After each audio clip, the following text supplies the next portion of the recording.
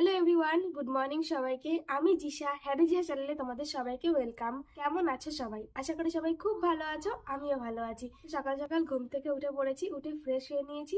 এখন বাইরে চলে এসেছি। এখন সকালবেলা যেটা আমার প্রথমে কাজ থাকে, সকালবেলা কিছু খাওয়া, এখন সেটাই খাবো। চলো, আজকের রুটিনে রয়েছে চাল জল। এখন এই জন্য চাল নিয়ে চলে এসেছি।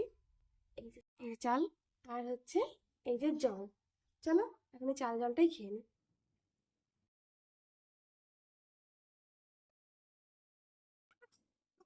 খাওয়া কমপ্লিট। আর এই চাল জল খাওয়াটা ভালো, কারণ পেটের পক্ষে ভালো। এটা এতে এতে পেট ঠান্ডা থাকে, এটা ও বলে। তাই জন্য আমাকে রুটিনে অ্যাড করে দিয়েছে, আমি যেন খাই। এক এক দিন এক একটা থাকে, তোমরা দেখেছো। চলো, খাওয়া দাওয়া তো কমপ্লিট হয়ে গেল। এখন যাব, সকালে কাজ রয়েছে রান্না করা। এখন রান্না বসাতে যেতে হবে। দেখা যাক আজকে কি রান্না করি, অবশ্যই তোমাদের সঙ্গে শেয়ার করব। আমি রান্নাঘরে চলে এসেছি, আর আজ ভাবছি রান্না করব টমেটো আলুর তরকারি। কাঁচা টমেটো আলুর তরকারি। এটা কারা কারা খেয়েছো অবশ্যই জানিও। আমি আগেও খেয়েছি, ভালো লাগে খেতে। তো ফ্রিজ থেকে নিয়ে চলে এসেছি টমেটো। চলো এখন টমেটোটা কেটে নিই, টমেটো আলু। এই যে আমার টমেটো আলু কাটা কমপ্লিট হয়ে গেছে। এবার চলো রান্নাটা বসিয়ে দিই। টমেটো আলু তরকারি রান্না বসিয়ে দিয়েছি, ওটা তো রান্না হচ্ছে। আর একটা জিনিস রান্না করব, সেটা হচ্ছে চিংড়ি মাছ নারকেল দিয়ে। এটা হচ্ছে কলা পাতায় রান্না করা হয়, বাংলাদেশীয় একটা খাবার বলতে পারো। তো তার জন্য আমি এখানে নিয়ে নিয়েছি নারকেল। এটা একদম পুরো মিহি করে পেস্ট করে নিয়েছি।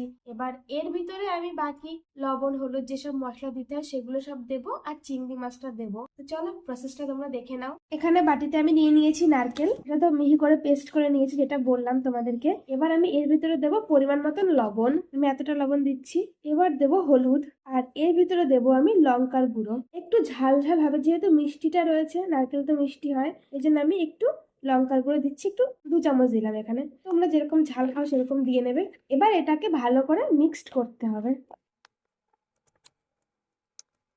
যেহেতু হলুদ লঙ্কার গুঁড়ো দেওয়া রয়েছে, সেই জন্য এর কালারটা চেঞ্জ হয়ে অন্য কালার চলে আসবে। এরই মধ্যে আমি দিয়ে দেবো কিছুটা পরিমাণের সর্ষের তেল।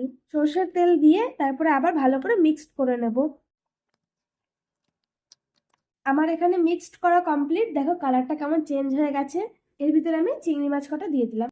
এইভাবে ভালো করে মিক্সড করে আমি কিছুক্ষণের জন্য এটাকে রেখে দেবো। আমার ওটা করার জন্য কলা পাতা লাগবে, এই জন্য দেখো কলা পাতা কেটে ধুয়ে আমার পিস পিস করে দিয়েছে। এবার আমি এই জিনিসটাকে এই কলা পাতার উপরে সাজিয়ে নেব। প্রথমে অল্প একটু তেল লাগিয়ে নেব। এবার সম্পূর্ণটা দিয়ে দিলাম। এবার এটাকে একটু গুছিয়ে নেব। এই যে আমি এটাকে হাত দিয়ে একটু ঠিকঠাক করে নিয়েছি। এর ভিতরে চিংড়ি মাছ রয়েছে গোটা গোটা। তো এবার এটাকে কড়াইতে বসাবো। আমি এটাকে কড়াইয়ের ভিতরে দিয়ে দিয়েছি, আর এর নিচে আমি আরো একটা পাতা দিয়েছি। এবার এটাকে একদম লো ফ্লেমে বানিয়ে নিতে হবে। আমি তো রান্না বসিয়ে দিয়েছি, আমার রান্না ওখানে হচ্ছে। বাইরে এসেছি, করছে ওই গেল মাটি। ওই যা, ওই যে ওই দেখতে পাচ্ছ কোদাল।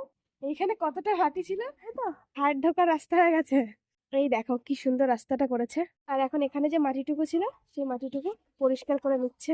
এগুলো কোথায় দিচ্ছ? ওই যে ওইখানে দেখো। ও, এই দেখো এইখানে দিচ্ছে মাটি। মানে দুটো ঘরের মাঝে এখানে কিছুটা ফাঁকা জায়গা আছে, এখানটা মাটি দিয়ে সমান করে দিচ্ছে। তোমাদেরকে তো আমি দেখিয়েছি যে আমার হাজারি গোলাপ গাছে এখানে দুটো গাছ আছে, একটা লাল একটা সাদা। তো একটা ডালে লাল ফুল ফোটে, একটা ডালে সাদা ফুল ফোটে। কিন্তু কাল সন্ধ্যাবেলায় দেখেছি একটা ফুল ফুটেছে। তো এখন সেটা তোমাদের সঙ্গে শেয়ার করব। এই যে গাছ, আর এই দেখো ফুল ফুটেছে, না লাল না সাদা, পিঙ্ক পিঙ্ক দুধে আলতা কালার হয়ে গেছে, কি সুন্দর। আর এই দেখো, তোমাদেরকে তো দেখিয়েছিলাম যে কড়ি ভরে গেছে, আর দেখো ফুল ফোটাও শুরু হয়ে গেছে অলরেডি। এখনো প্রচুর কড়ি আছে গাছে। একসঙ্গে যদি এই সমস্ত ফুল ফোটে, তাহলে গাছটা একদম পুরো ফুলের ভারেই ঝুঁকে যাবে। এই ডালটাতে দেখিয়েছিলাম যে 5টা ফুল, 5টা ফুলই দেখো ফুটে গেছে। এই যে ভালো লাগে বেশ, ফুলগুলো সব ফোটা থাকলে দেখতে ভালো লাগে। একটা সাইড ভাজা প্রায় কমপ্লিট হয়ে এসেছে। এই দেখো এই পাশটা পুরো শুকিয়ে এসেছে। এবার এটাকে উল্টে দিতে হবে আর একটা কলা পাতায়। তাহলে উল্টে নিয়ে এটাকে দেখো, যে পাশটা নিচে ছিল সে পাশটায় কি সুন্দর দাগ লেগে গেছে। এই পাশটা পুরোটা হয়ে গেছে। এখন উল্টে দিয়েছি, এখন ওই পাশটাকে রান্না করে নেব।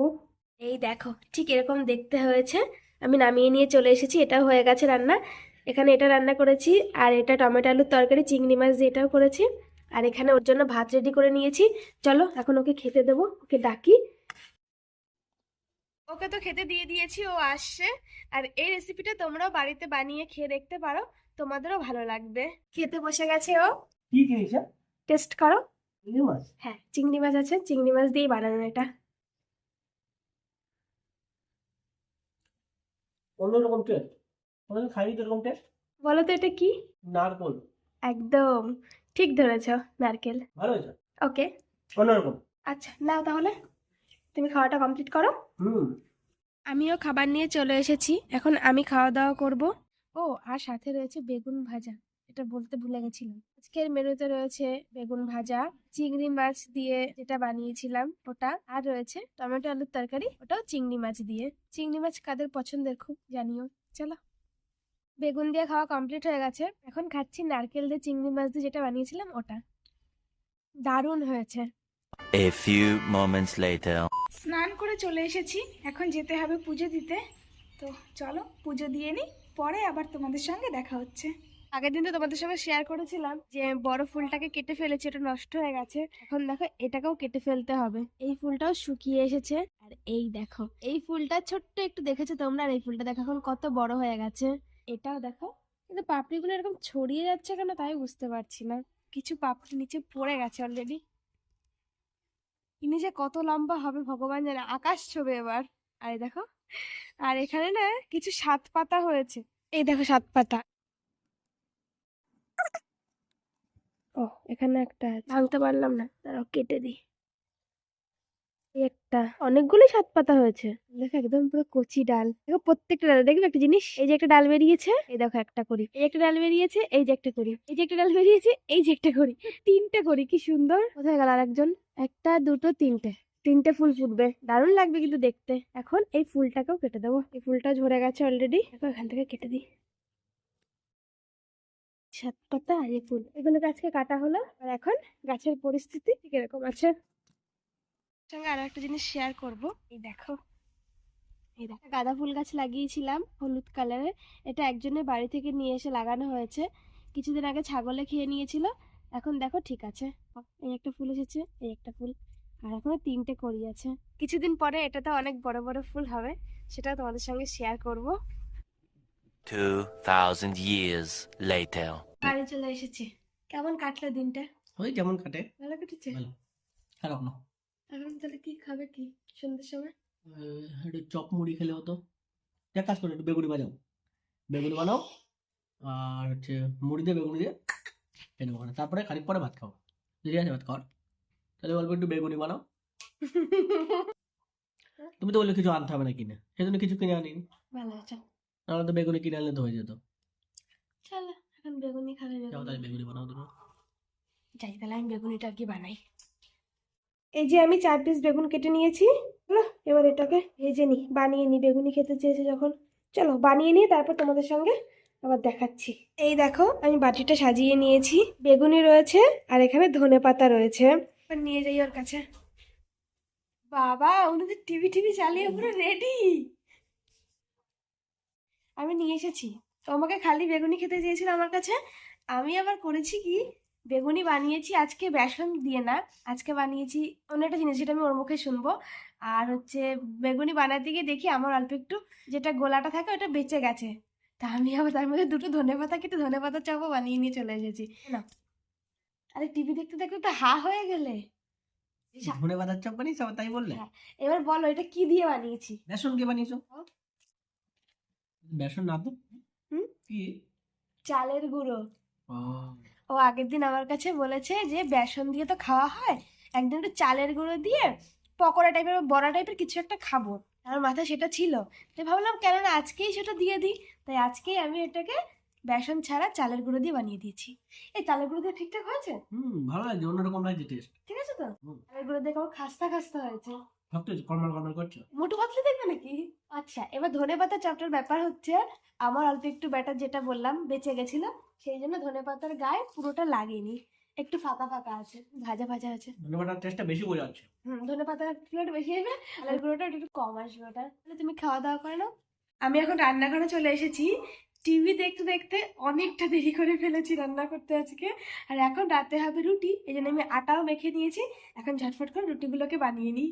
রুটি গোল হচ্ছে না গাইস, তোমাদেরকে দেখাতে পারছি না। রুটি গোল হোক বা লম্বা হোক, এই তো মাঝখান থেকে ছিঁড়ে তরকারি দিয়ে যাবে তো পেটেই। আস্ত তো আর গোল রুটি কেউ খাবে না, না সব চলবে। এক সাইড এরকম লম্বা হয়ে যায়, এক সাইড এরকম ছোট হয়ে যায়।